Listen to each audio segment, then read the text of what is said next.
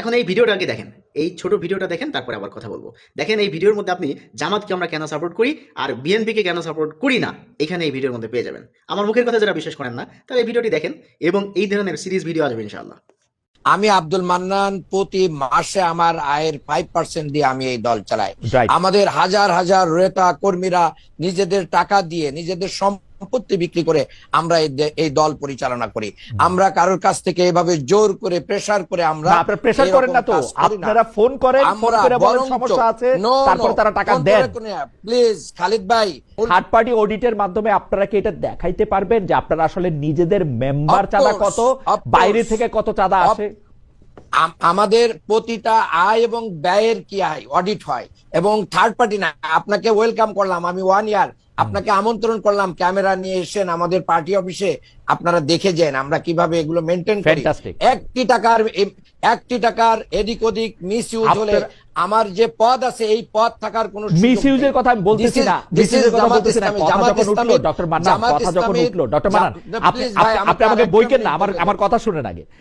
আপনি আমাকে বলেন, বাংলাদেশে যারা ব্যবসায়ী গোষ্ঠী আছে সেই 20 জনের একজনও বা 20 জনের 20 জনই আপনাদেরকে চাঁদা দেয় নাই। এটা কি এই জুলাই মাস থেকে আমাদেরকে এই আগস্ট মাস পর্যন্ত কেউ চাঁদা দেয় না? কেউ আমাদেরকে চাঁদা দেয় না, দেয় নাই। কেউ আমাদেরকে চাঁদা দেয় না। যেভাবে ভাইরা মানুষের কাছ থেকে চাঁদা গ্রহণ করে সেভাবে তো করে না। কেউ অভিযোগ দিয়েছে কোন মিডিয়া, কোন জায়গায় কোন ব্যক্তি, সংক্ষিপ্ত ব্যবসায়ী বা কোন মিডিয়া কেউ কি আজও পর্যন্ত বলতে পেরেছে এটা জামাতের বিরুদ্ধে একটা অপবাদ এবং অপপ্রচার? বরঞ্চ বিএনপি নিজের চাঁদাবাজি এবং লুটপাট ঠেকানোর জন্য এই কথাগুলো নতুন করে নিয়ে এসে একটা পরিবেশ তৈরি করতে চাচ্ছে। বাংলাদেশ জামাত ইসলামের 2 জন মন্ত্রী ছিলেন, তারা মন্ত্রী থাকা অবস্থায় আজও পর্যন্ত কেউ 1 টাকার দুর্নীতির সংবাদ আনতে পারেন নাই। কাজেই খালিদ ভাই এগুলো মানে দুর্ভাগ্যজনক। আমি হেলাল ভাইকে বলতে চাই, ডক্টর মান্নান কিন্তু উদাত্ত আহ্বান জানালেন, ওপেন এই টেলিভিশন উনি বললেন আমি ইচ্ছা করলে উনার ফিনান্সিয়াল নকদান বা জাবেদা বই দেখতে পারবো, কোত্থেকে আয় হইতেছে কোত্থেকে ব্যয় হইতেছে, থার্ড পার্টিও লাগবে না, যে কোনো সময় যেতে পারবো। এই কথাটা কি বিএনপির পক্ষে আসলে বলা সম্ভব কখনো? আমি তো বিএনপি তো জামাতের মতো আপনার এনজিও মার্কা সংগঠন না, বিএনপি জামাতের মতো ক্যাডার এনজিও তো খারাপও না। আপনাকে রাজনৈতিক দলগুলো, রাজনৈতিক দল এবং এনজিও এক জিনিস না। রাজনৈতিক দল মানে গণসংগঠন আর ক্যাডার ভিত্তিক সংগঠন এক জিনিস না, বুঝছেন? মান্নান যেভাবে বলছে ওটা তো মনে হচ্ছে একটা আপনার ওই যে কর্পোরেট একটা কোম্পানি, মানে কর্পোরেট কালচারটা চালু করেছে। ওই জন্যই বললাম যে এনজিও মার্কার সংগঠন রাজনীতি মানে দেশ পরিচালনার মতো একটা সংগঠন না। ইভেন এটা একটা ক্যাডার এখন উনার আয়ের 5% দিয়ে দেন, দিয়ে উনার পার্টিটা উনি করতে চান, সেইটাকে আপনি এনজিও মার্কা সংগঠন কি আপনি বলেন? এনজিও থেকে এমন হয়? এই ভিডিওটি যে আপনি দেখলেন, এই ভিডিও দেখে আপনি কি বুঝতে পারলেন?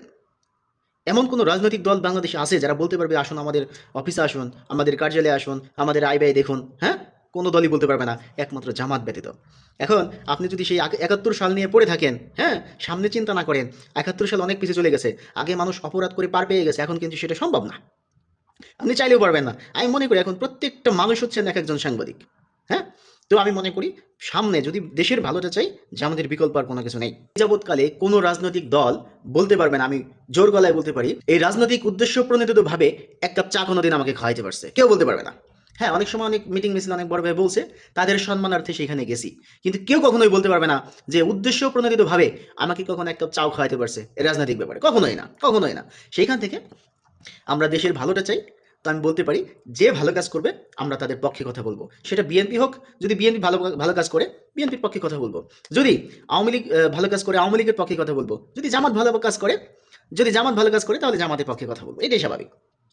আমার পরিচিত মহলের অনেক বন্ধু বান্ধব এবং অনেক বড় ভাই আছেন, আমাকে প্রশ্ন করেন যে আমি কেন জামাতের রাজনীতিকে পছন্দ করি। এখানে কোনো দলকে পছন্দ করে না, আমি মূলত ছোট থেকেই যে ভালো কাজ করে আমি তার পক্ষে কথা বলি।